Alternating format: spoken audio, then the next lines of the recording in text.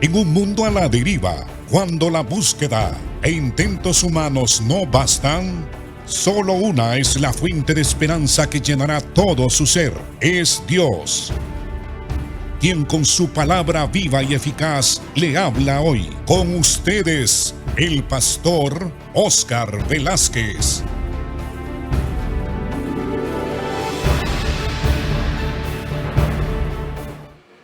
Dios les bendiga, amados hermanos. Continuamos con el estudio del libro de los Efesios. Les doy la bienvenida en el nombre del Señor y les felicito a ustedes por el amor e interés que muestran por la palabra del Señor. Estamos estudiando las bendiciones del Señor, basado en la introducción de la epístola que Pablo escribe a los Efesios y a todos los hermanos de esa misma región de Asia. Pablo dice en su epístola que Dios nos ha bendecido con toda bendición espiritual en las regiones celestes, y luego describe cuáles son esas bendiciones. La bendición de haber sido elegidos de parte del Señor, porque el verso 4 dice que nos escogió en Cristo antes de la fundación del mundo, para que fuésemos santos y sin mancha delante de Él. También nos predestinó, que es la otra bendición. Pablo comienza hablando de las bendiciones con que Dios nos bendijo. Pablo habla de los beneficios de la salvación, pero habla de estos beneficios desde antes de la fundación del mundo. Habla de cómo Dios ideó o planificó e hizo este plan de salvación juntamente con Cristo, con el Hijo y con el Espíritu Santo. Porque nosotros sabemos que Dios está constituido de tres personas: el Padre, el Hijo y el Espíritu Santo. Y allá en la eternidad pasada, Dios, que conoce todas las cosas y que le es lo mismo el pasado, el presente o el futuro, allí el Señor planificó la salvación de nosotros. Nos escogió, dice la Biblia, desde antes de la fundación del mundo. Es decir, que ya Dios tenía un plan elaborado para salvarnos y que nos escogió en la persona de Cristo, porque toda la salvación y toda la revelación de las Sagradas Escrituras respecto a la raza humana y a su redención fue planificado desde antes de la fundación del mundo. Se nos han dado 66 libros que nosotros llamamos la Biblia, que es la colección de libros para nosotros los cristianos, y todos estos libros hablan precisamente del plan de salvación de Dios para beneficiar al hombre y beneficiar a la raza humana. Y nos escogió en Cristo porque en Cristo es que somos salvos, por su obra redentora, expiatoria, por su muerte vicaria en la cruz del Calvario. Tenemos que ser escogidos en Cristo y fuimos escogidos en Cristo, pero no en el momento en que nosotros ejercimos la fe, sino, según el apóstol Pablo, desde antes de la fundación del mundo. Y fuimos escogidos para que fuésemos santos y sin mancha delante de Él en amor, para que fuéramos apartados para el servicio del Señor y para que nosotros vivamos también una vida de justicia y de pureza moral, una vida de ética, pero de ética bíblica, porque la Biblia nos enseña cómo vivir de acuerdo a la voluntad de Dios y al carácter de Dios. Pero en el versículo 5 también nosotros hablamos de cómo el Señor nos predestinó en Cristo también, en Cristo, para ser adoptados hijos de Dios por medio de Jesucristo. Y esto no tomando en cuenta el Señor mérito alguno, porque la verdad es que siendo nosotros pecadores y por naturaleza tendientes al pecado, Dios no puede ver en nosotros algún determinado mérito. Precisamente por eso es que la Biblia declara que somos salvos por la gracia, porque no podemos ser salvos por mérito alguno, por lo que nosotros hayamos hecho y que haya agradado a Dios, porque el veredicto y el diagnóstico que Dios hace de la vida del ser humano es que somos podrida llaga desde la planta de los pies hasta la coronilla de la cabeza, y que no hay justo ni aún uno, ni quien haga el bien, que todos nos hemos descarriado y que todos hemos hecho pecado.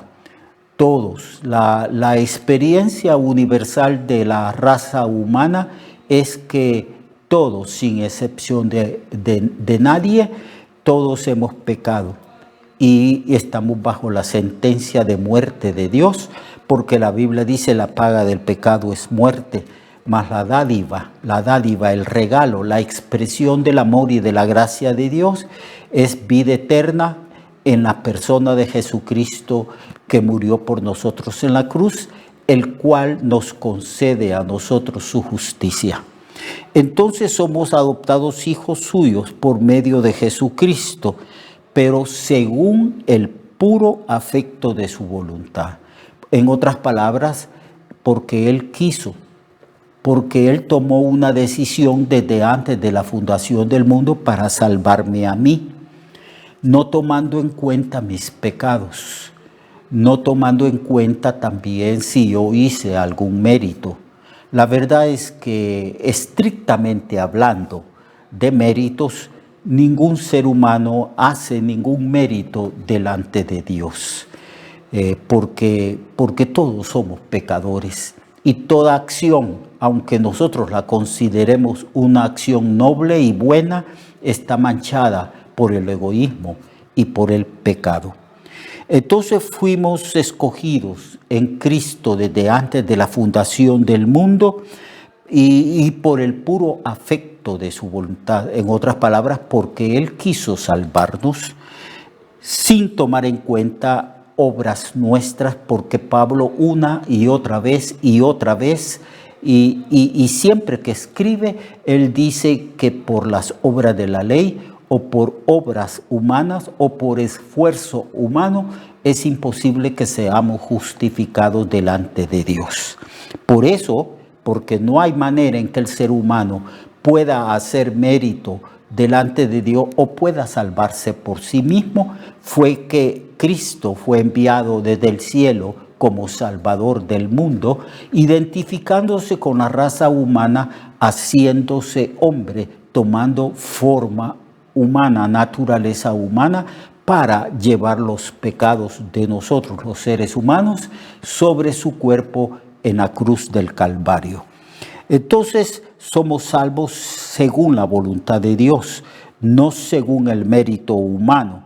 Y somos escogidos, somos elegidos, somos predestinados en Cristo para que nosotros ahora, fascinados, maravillados por esta expresión de gracia y de amor del Señor, que nos salva gratuitamente por medio de la fe en Cristo, nosotros ahora levantemos nuestras manos, nuestros brazos, o caigamos de rodillas y alabemos la gloria de su gracia, con la cual nos hizo aceptos. Dios nos aceptó en la persona de Jesucristo y nos recibió Él como hijos suyos por medio de la obra expiatoria y redentora de Cristo realizada en la cruz.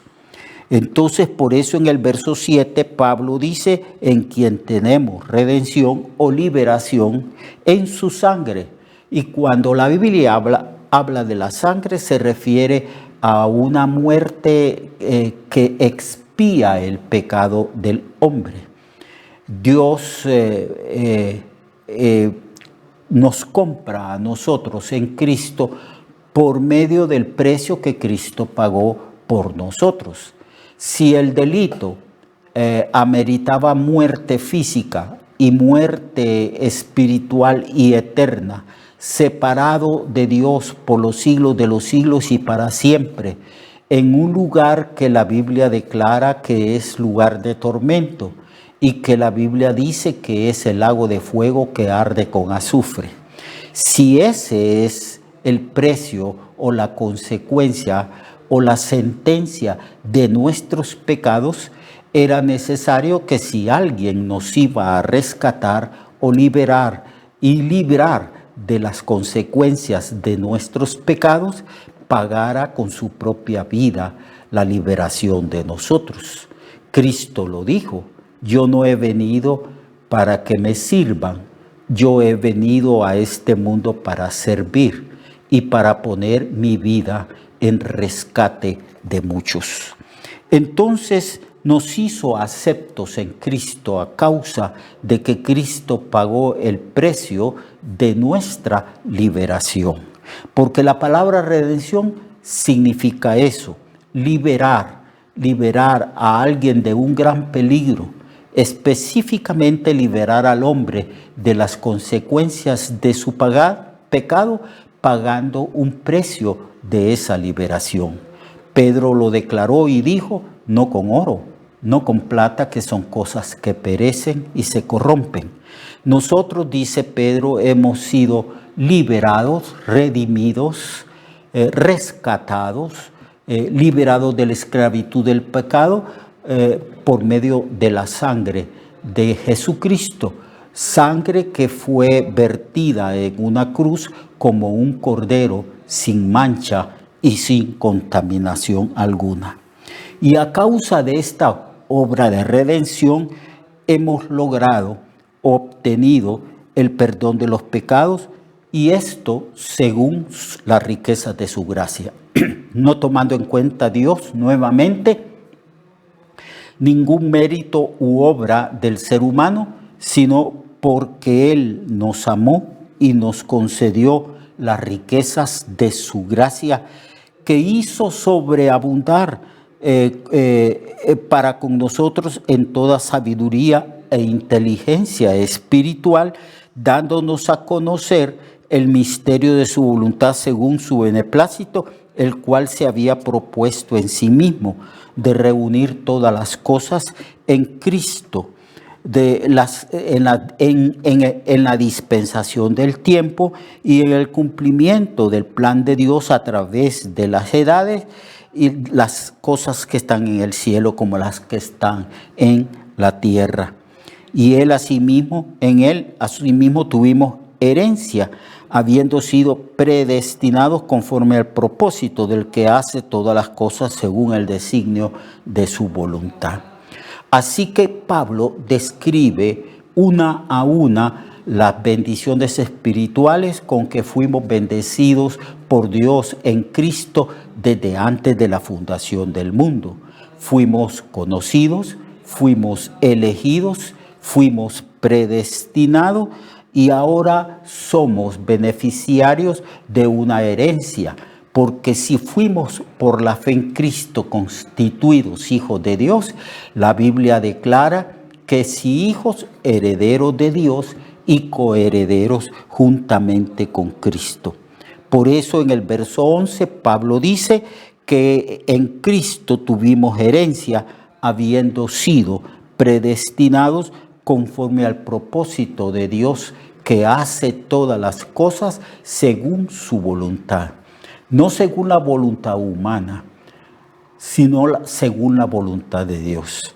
Y es por eso que nosotros reconocemos su gracia, caemos de rodillas, alabamos la gloria de su gracia, le bendecimos, le servimos, estamos a su disposición porque Él decidió, no nosotros, sino Él decidió salvarnos desde antes de la fundación del mundo. Y en el cumplimiento del tiempo de cada uno de nosotros en cuanto a nuestra vida, Él nos llamó. Él ha llamado a miles y miles de personas escogidas desde antes de la fundación del mundo, en siglos antes. Nos llamó a nosotros en este tiempo y llamará a muchos más en el tiempo futuro, cuando nosotros ya no estemos aquí, sino que hayamos muerto. Así que es Dios quien establece el tiempo en que Él nos va a hacer el llamado. Por eso la Biblia declara de que a los que predestinó, los predestinó y los llamó, y a los que llamó los justificó, y a los que justificó, aunque todavía no hemos resucitado, Pablo da por hecho este acontecimiento diciendo, y a los que justificó, a estos también los glorificó.